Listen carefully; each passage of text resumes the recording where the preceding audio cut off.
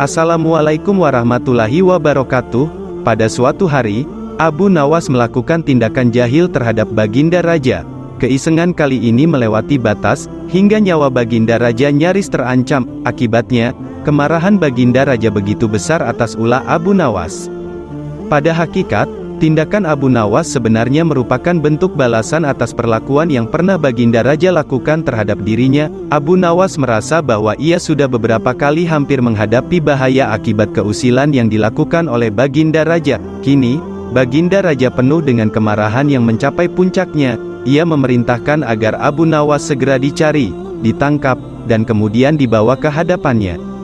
Beberapa pengawal kerajaan segera berangkat menuju rumah Abu Nawas. Setibanya di sana, mereka menangkap Abu Nawas dengan kekerasan.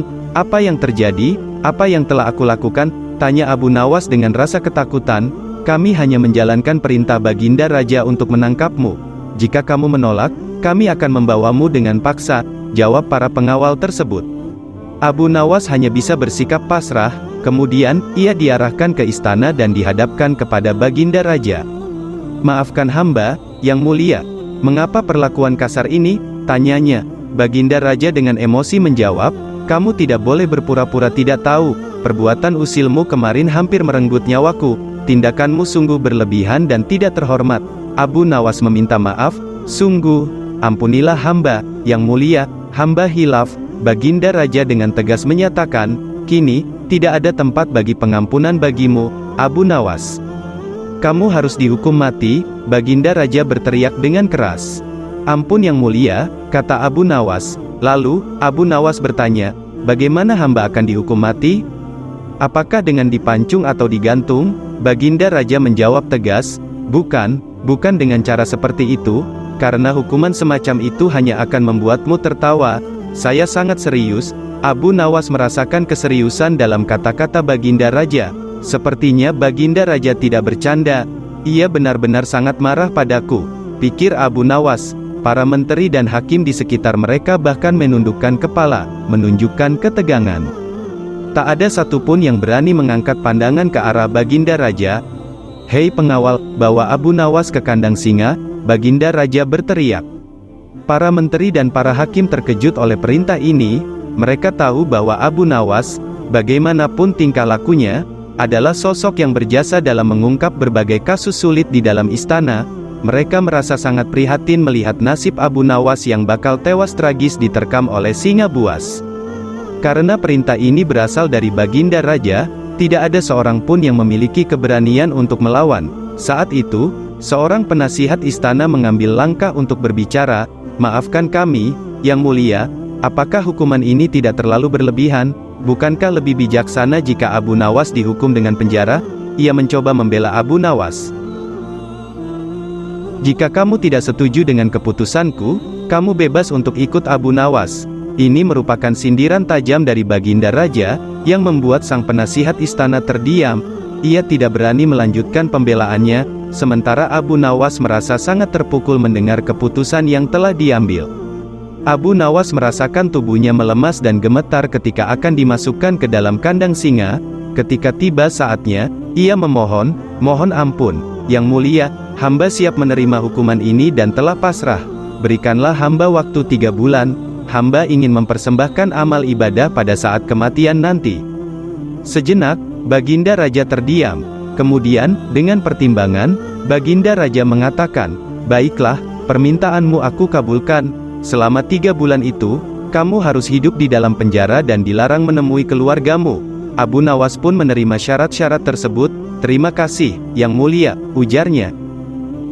Abu Nawas mengajukan satu permintaan tambahan. "Bolehkah saya meminta satu permintaan lagi?" Baginda Raja bertanya. "Apa permintaanmu?" Abu Nawas menjawab, "Supaya kehidupan hamba di dalam penjara tidak membosankan, izinkanlah hamba untuk memberi makan singa yang ada di kandang." Baginda Raja menjawab, "Tidak masalah. Nanti ruang penjaramu akan bersebelahan dengan kandang singa."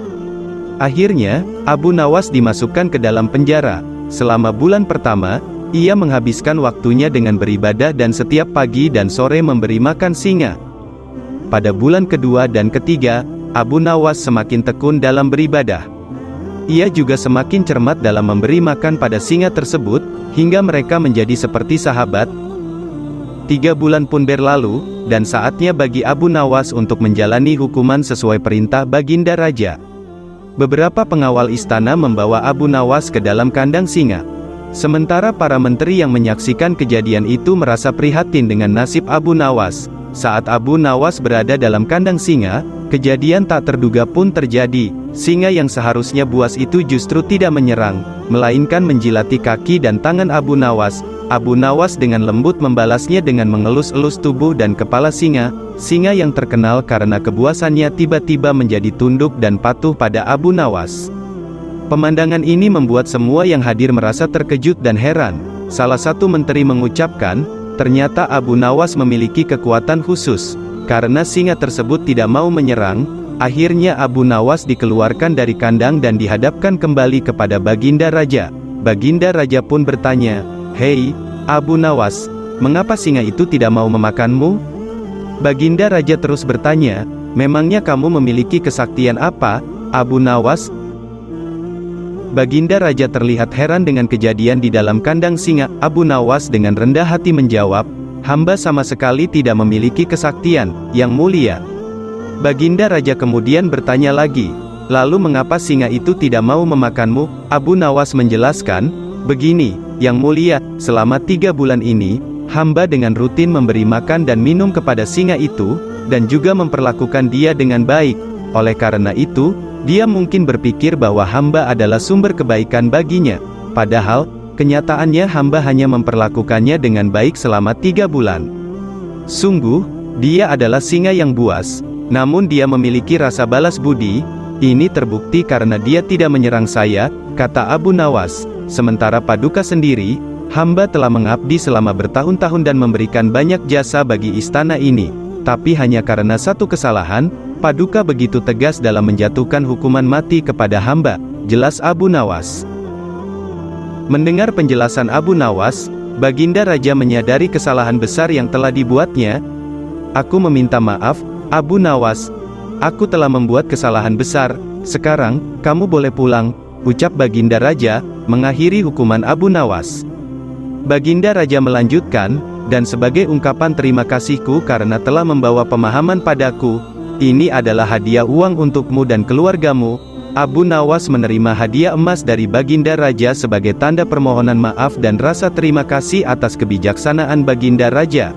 Ia akhirnya pulang dengan hadiah tersebut, merasa bersyukur dan lega bahwa segalanya berakhir dengan baik. Demikianlah kisah kali ini. Assalamualaikum warahmatullahi wabarakatuh.